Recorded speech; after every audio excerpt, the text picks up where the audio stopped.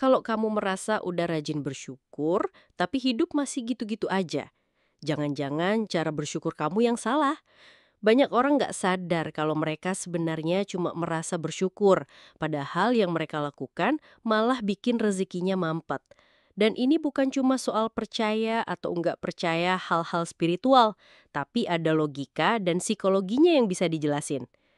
Pertama, kita perlu lurusin dulu. Bersyukur itu bukan cuma ucapan Alhamdulillah atau terima kasih Tuhan setiap pagi. Kalau cuma itu ya bagus, tapi efeknya nggak akan signifikan kalau di pikiran kita masih dipenuhi rasa kekurangan. Ada penelitian dari Dr. Robert Emmons, seorang profesor psikologi dari University of California, yang udah riset tentang gratitude lebih dari 10 tahun. Dia bilang, gratitude itu harus diikuti dengan mindset kelimpahan dan tindakan yang selaras. Kalau cuma ngomong doang tapi hati masih iri, pikiran masih negatif, ya hasilnya nol besar. Masalahnya, banyak orang bersyukur sambil membandingkan diri. Contohnya, syukur deh gajiku naik walau nggak sebanyak si A. Nah, ini kelihatannya positif, tapi di dalamnya ada rasa minder dan iri yang diselipkan. Dalam psikologi, ini disebut toxic positivity. Kelihatan positif, tapi sebenarnya racun karena kamu mengirim sinyal ke otak kalau kamu masih kurang. Otak itu pinter, dia akan cari bukti-bukti yang menguatkan rasa kurang itu. Akhirnya yang datang ke hidupmu ya kekurangan lagi. Kasus nyata, ada survei dari Harvard Business School tahun 2010 yang nemuin kalau orang yang sering membandingkan gajinya dengan orang lain cenderung lebih tidak bahagia, bahkan kalau gajinya sebenarnya di atas rata-rata. Artinya, masalahnya bukan di jumlah uang yang mereka punya, tapi di cara mereka memandangnya. Bersyukur sambil membandingkan diri itu sama aja kayak minum vitamin, tapi dicampur racun, nggak ada manfaatnya.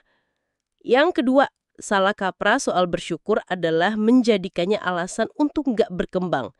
Banyak yang bilang, udahlah syukuri aja yang ada. Nah, ini bisa bahaya kalau artinya kita berhenti usaha. Misalnya, kamu gaji 3 juta per bulan, terus kamu bilang, yang penting cukup buat makan. Ya bagus sih, tapi kalau kebutuhan hidup naik, inflasi jalan terus, dan kamu nggak nyiapin apa-apa, lama-lama kamu keseret sama keadaan. Bersyukur itu bukan berarti pasrah. Bersyukur itu menghargai yang ada sambil terus berusaha dapatin yang lebih baik. Lihat contoh nyata dari Warren Buffett. Walaupun dia salah satu orang terkaya di dunia, dia tetap bilang dia bersyukur sama hidupnya. Tapi dia nggak pernah berhenti belajar dan investasi. Dia nggak duduk santai sambil bilang, udah cukup. Justru rasa syukurnya bikin dia ingin mengelola uangnya lebih bijak supaya bisa bermanfaat lebih luas. Itu bedanya bersyukur yang benar dan bersyukur yang bikin stagnan. Ketiga, salah cara bersyukur adalah cuma fokus pada yang besar dan lupa hal kecil. Banyak orang baru bersyukur kalau dapat bonus besar, beli rumah, atau naik jabatan. Padahal, kebiasaan otak kita dibentuk dari hal-hal kecil yang kita perhatikan setiap hari. Kalau kita cuma ngasih izin buat bersyukur di momen besar, kita akan jarang banget ngerasain itu. Dan otak jadi nggak terbiasa mencari hal positif. Studi dari University of California Davis nunjukin bahwa orang yang nulis 3 hal kecil yang mereka syukuri setiap hari selama 21 hari punya tingkat stres lebih rendah, tidur lebih nyenyak, dan produktivitas lebih tinggi. Dan ini efeknya ke rezeki juga, karena orang yang lebih tenang dan produktif biasanya lebih mudah dapat peluang baru. Keempat, salah bersyukur adalah memakainya sebagai tameng untuk menolak perubahan. Ada orang yang kalau dikasih saran buat upgrade skill atau cari peluang baru, jawabnya, saya mah udah bersyukur aja sama kerjaan sekarang. Padahal kerjaannya udah bikin stres, gajinya nggak cukup, dan nggak ada masa depan. Ini bukan bersyukur, ini takut keluar dari zona nyaman. Kalau kayak gini ya rezeki susah berkembang, karena kamu sendiri yang nutup pintu. Jadi, kalau mau rezeki lancar, bersyukur itu harus memenuhi 3 unsur. 1. Pikiran kelimpahan. Percaya bahwa masih banyak kebaikan dan peluang yang bisa kita raih. 2. Tindakan nyata. Terus belajar, berkembang, dan memperbaiki keadaan. 3.